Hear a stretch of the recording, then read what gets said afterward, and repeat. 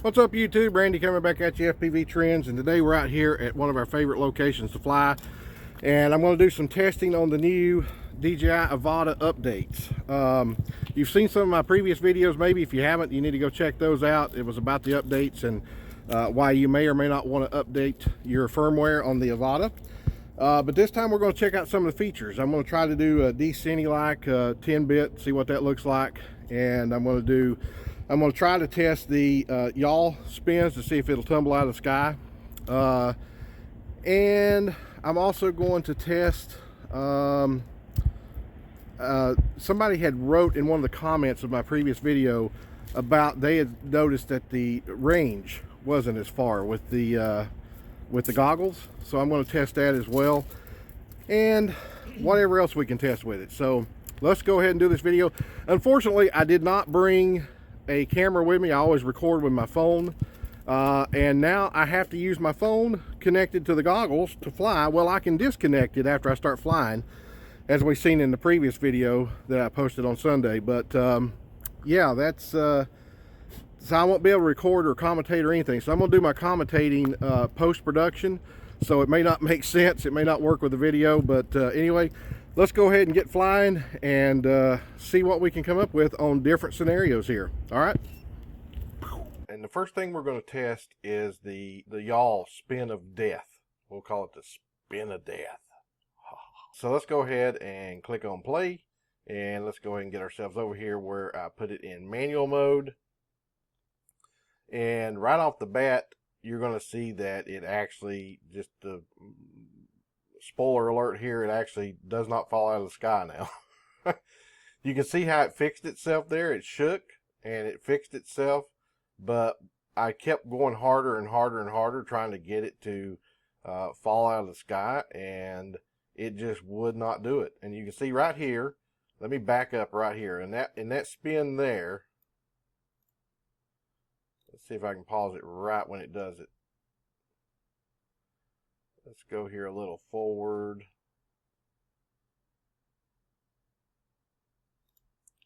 In this spin right here, it said aircraft is braking. Now I did not, I'm using the controller 2, remote controller 2. I don't think there is a braking function on it, so it did that on its own during the spin. You can see that it was starting to topple over right here. Now this is the interesting part. It put it in normal mode. It took me out of manual mode, put me in normal mode, said attitude error, and the aircraft braked. So it just completely corrected itself.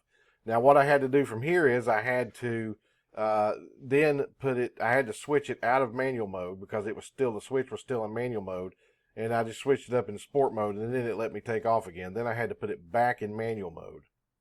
So then I just tried a bunch more times. I actually couldn't get it to give me that error anymore, but you can tell that it corrects itself. When you see how it did sideways there, let me replay that one more time. You'll see it right here. See, it wanted to go sideways, and it corrected itself.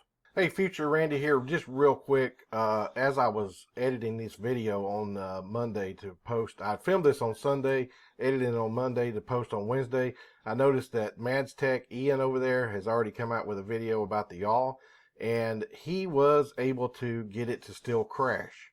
Only once though. After that, he tested and tested and tested, and it wouldn't crash. So his opinion is that it's not fixed. But anyway, that's his opinion. My opinion is while he's correct, they didn't fix the issue. I think now with this new feature, it will cause a lot less problems. So my thought process is that it is fixed, but you can still crash. So I'll leave a link in the description below to his video. You can go check it out and see where he crashed. I don't want to take views from him, so we'll just let you go to his channel and watch that. So let's get back to the video. So, and right there again, it wanted to go sideways and it corrected itself. Now I'm going pretty fast too with these. See, there's 35 miles an hour. You can see though that it's correcting itself, but I never could get that brake to come up again, or that attitude error. So I just kept trying and kept trying and kept trying, and there you can see it corrected itself again, and you could hear it correcting itself. When I would do that, it would go, you know, it would really, you could see how it wobbled right there. It corrected itself there as well. So they have fixed the spin of death, apparently. Now, you know, somebody out there might still be able to get it to do the spin of death, but I tried my best to get it to do it, and it just would not do it. So, yeah, so it seems like they have fixed the Yaw Spin of Death thingy, whatever you want to call it. So, anyway, let's move on to the next section of this video. Now let's take a look at the 10-bit D-Cinelike here. As you can see, this is before color grading on the left, and this is after color grading on the right, and it actually does pretty good. 10-bit gives us deeper shadows, more shadows than like 8-bit does, so your color grading is always going to come out even better in 10-bit. So I'm glad to see that they got the 10-bit in there. It's something that a lot of people have been asking for, and in my opinion, it actually looks really, really good. So yeah, good job on you there, DJI, for giving us 10-bit Cinelike color grading. I'll just let this play a little bit and let you see it. And now let's move on to the next section of this video. Now let's move into an interesting thing that I found now that DJI has added 4K 30 frames per second, which is something that a lot of people asked for. I'd asked for it myself. And I was glad, I was so excited to see that they had added 4K 30 frames per second, but they did something a little weird, and I can't quite put my finger on it, but I believe they are now transmitting to the goggles the frame rate that you have it set in. And I'm pretty sure that before this firmware update, it didn't do that. I'm pretty sure that it always transmitted at its own 1080p 60 frames per second to the goggles, no matter what setting you had for it to record in. But now I'm pretty sure that it's transmitting the frame rate that you record in, and I'm going to show you here. So this right here is 4K at 30 frames per second. And I want you to notice that in the video, I want you to notice how shoddy it is. Did you see the glitch there a second ago?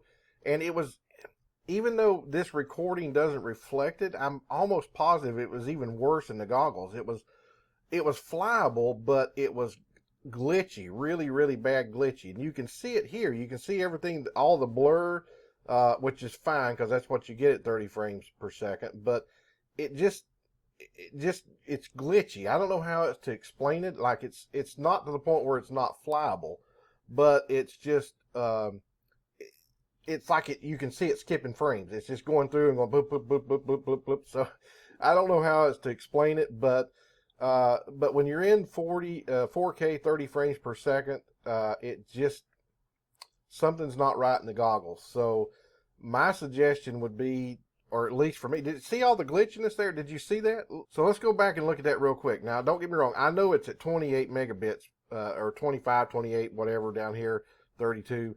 But you can see it right here, even at 50 megabits now. And notice it's at 50 megabits, and you can see it glitched there, and then it glitched again, and it glitched again. See how it's glitching? Look at it. It's horrible. So let's go ahead and take a look at 4K 60 frames per second, and you'll get to see the idea here. So this is 4K 60 frames per second. Now look how smooth it is. Now, I know there's no blurred effect, and that's part of the 30 frames per second. So don't get me wrong, I'm not stupid. I know that the blurring is because of 30 frames per second. But look how much clearer it is. There's no glitching in it. Let's get to the point here where I go down through this little area right here.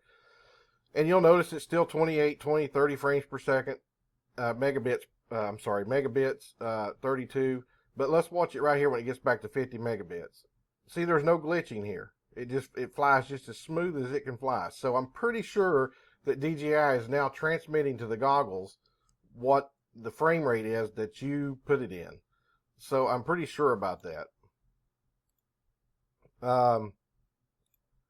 Yeah, now let's go to 2.7K at 120 frames per second. Now here's a theory I have, okay? I believe that DJI is transmitting what frame rates you have it at in the goggles, and I think they're doing that for latency, okay? Because I noticed something here. At 4K 30 frames per second, the latency was really low, and I think that's why it was glitching like that. At 4K 60 frames per second, I think the latency's right there at 30, 28, 29, 30 milliseconds. I don't know how to test latency, so I couldn't tell you for sure if I'm correct about this. But I want you to notice something on this 2.7K 120 frames per second. Watch the megabits down here. Just watch this section right here, the megabits. I'm going to move my mouse so it goes away. Look at it. I'm at 44 megabits, 48, 47. I'm right over in the corner there.